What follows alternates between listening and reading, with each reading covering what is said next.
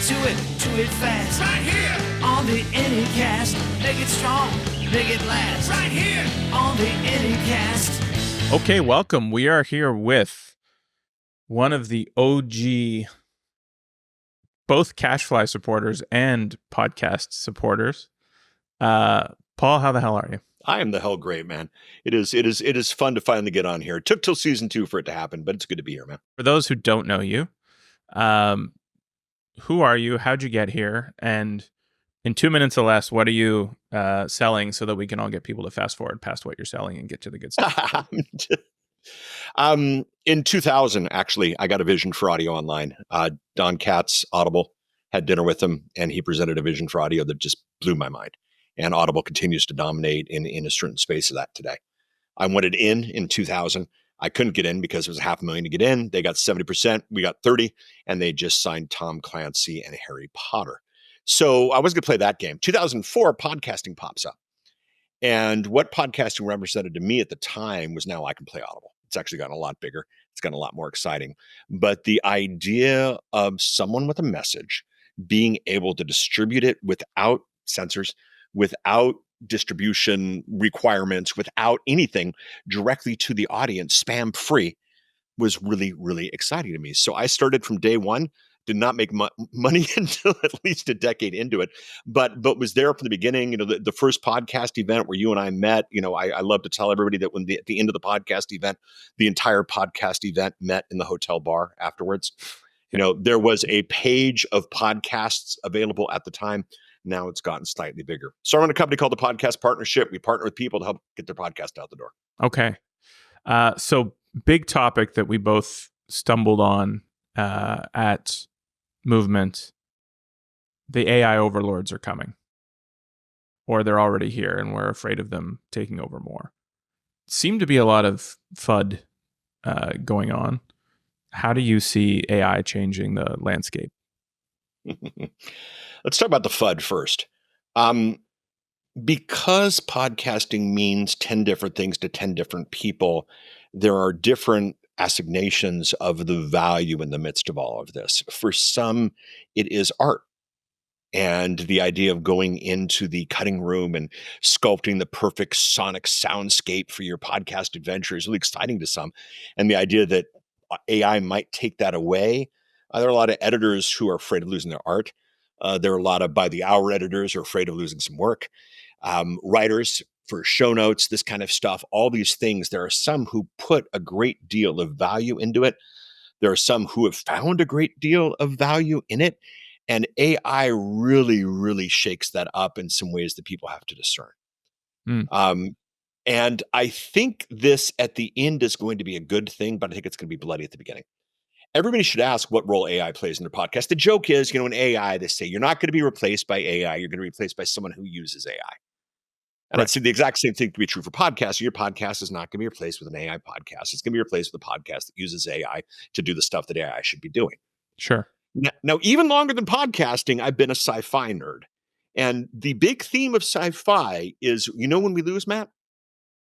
We lose when we do the work that the computer should be doing. Right. Every sci-fi story is that. And what amazes me is we now can click a button and make all the background noise go away. That only can make our podcast better. Sure. We can now click a button and get a first draft of our show notes or the salient points of the podcast. I mean, when this thing comes out on YouTube, you know, the chapter marks are going to be done by AI. Right. We can click a button and have that first level of stuff happen. And we can do two things with that. We can cut our time in half, which many should. Many are spending too much money on their podcast. Or we can go one step further because that first step was done by the computers. Right. So the AI FUD comes from a lot of different places, but a lot of it is just that simple fact that what is my role in this? And your role in this is the production of content that computers can't make for us. Sure. Yeah. And I mean, you mentioned the word, some people think of their podcast as art. I certainly wouldn't say that what I'm making is art. Certainly not in the artiste way, maybe in an artist way, but certainly not in an artiste way. But I can see how the people who consider it somewhat, you know, the art that they're to borrow your phrase, sculpting with their bare hands or their bare vocal cords, it would be impure. Their art would become impure if something, were to get involved. But at the same time, that's not how art ever works, right? Ever. Like the thing that stood out to me that at Movement was the idea that we needed a disclaimer if AI was involved. And I'm going to interrupt you. yes, That was a theme, but what was interesting was that was level 1 of the theme. mm-hmm. If you dug down a little bit in that theme, it was AI is needed. A disclaimer about AI is needed if it's a part that I hold dear. Nobody had problem with AI doing certain things. They just had problems with AI doing other things. And, that kind of stuff really bothers me. Either every element of AI has to be mentioned, or no elements of it have to be mentioned. And maybe part of it should be that, but that have to guilty, we're somehow ripping off the world if AI takes out the background noise, we're somehow ripping off the world if we don't tell the world that AI took out the background noise. Just ridiculous.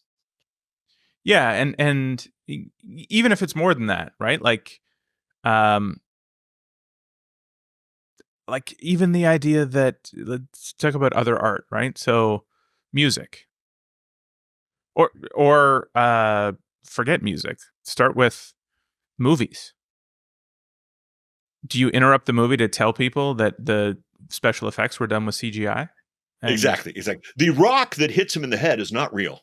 Yeah, and everybody needs to know that. Right. Like, let's take a pause and let's make sure the disclaimer is known so that nobody knows we actually shot this movie in outer space, and we were not, in fact, using a warp drive, and we were not on the USS Enterprise, just so everybody knows. Some part of consuming art has to involve this, this suspension of disbelief. I think right now there are a lot of people who are making a lot of conflict from things that we don't necessarily need to make conflict out of. I think there's that. I think that's a subset of some people who, I don't know, dropped as a kid or whatever it is. But the other thing is I think in our search for meaning and in our search for value, we want to know that what we're doing is as real as it can be. And I think what's fascinating is, and that part I agree with, but the real as it can be could be real good use of AI to make the interview better. Could be real good use of Pro Tools. I remember I grabbed a live album from an artist I liked, and it was really funny because in the liner notes, they actually said, and by the way, most live albums, they do some enhancement in the studio, and this one wasn't enhanced. And then what was funny was I listened to the live album later. I'm like, yeah, this doesn't sound enhanced. I don't like this as much as I like other live albums. No. So by just spilling the beans, I didn't enjoy this as much. Yes, the number of live albums without an overdub are almost non-existent. Exactly. And should we disclose the fact that you and I, even though we're talking to each other, are in 2 different locations? Not only that, this might get edited later. Exactly. You might not have heard everything. Yeah, you think all the season 1 episodes were only an hour and a half? No, it was 5 hours. We cut those down to an hour and a half just so they'd be nice and small. But yeah, same thing, right? Editing. What do you mean Seinfeld wasn't all one take? Right. Gasp. Right. Put something in the time capsule here. So, where are we in podcast evolution on delivering whatever it's meant to deliver? And where are we? So where are we from start to now? And where are we from now to 7 years from now? What's in front of us? I think the mechanism is in play. I think we have everything we need to do what it is that we want to do. I think the language for what that means is not quite there yet. Season 2, it's going to be all about podcasts. You're going to interview podcasters from all walks of life. What are you looking for? A good story. I'm super interested these days in how people got to where they are, specifically around doing podcasts, having a show, building an audience, having an audience.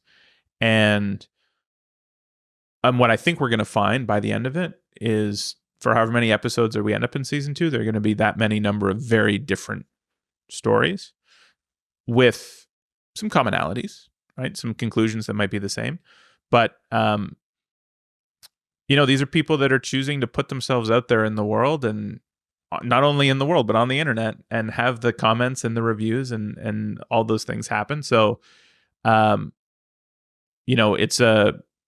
it's still a pretty brave thing to do, to put yourself out there, I would think, especially when your name's on the show.